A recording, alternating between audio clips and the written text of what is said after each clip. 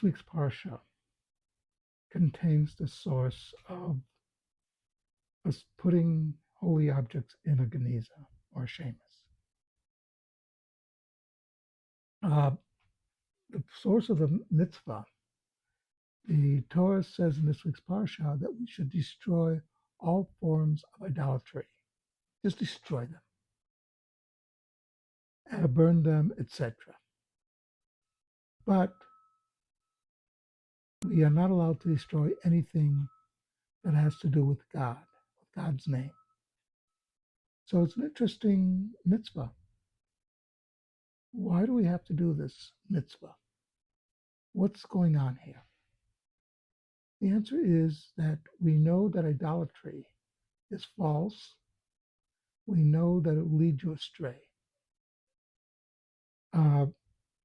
But when you follow the Torah, you'll be on the right path.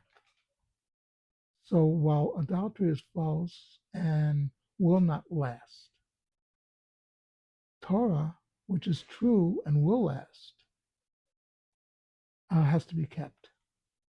So this can lead to some interesting problems. That at one time the Syrian Greeks in their war against Judah Maccabee, etc., banned us from writing God's name. When the ban was lifted, people began writing God's name all over the place. Like in a letter, you'd start off in God's name.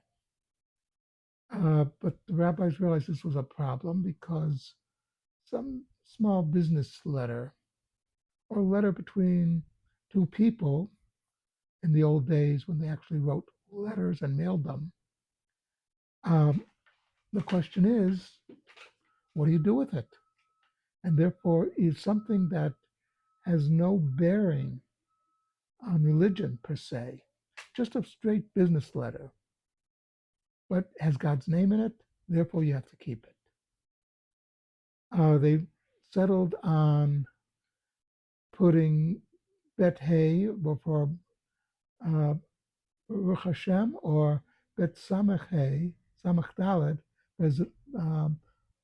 Siyata Dishmaya, or Bezrat Hashem, but again, God's name is not there, so it's okay.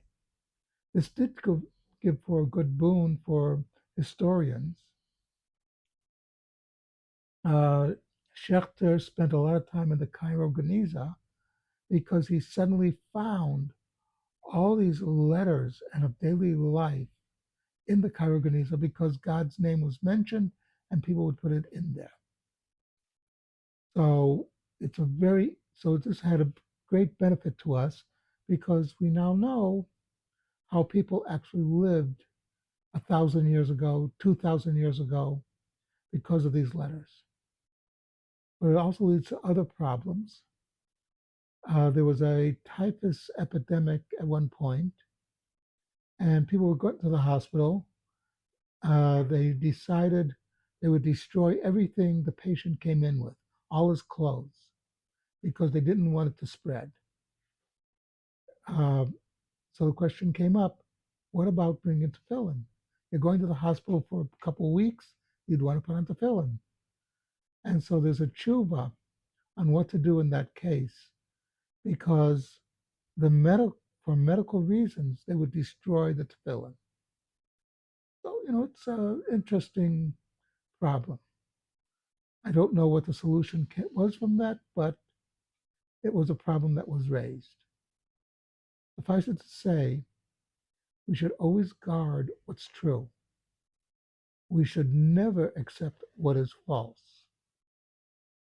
Something to think about.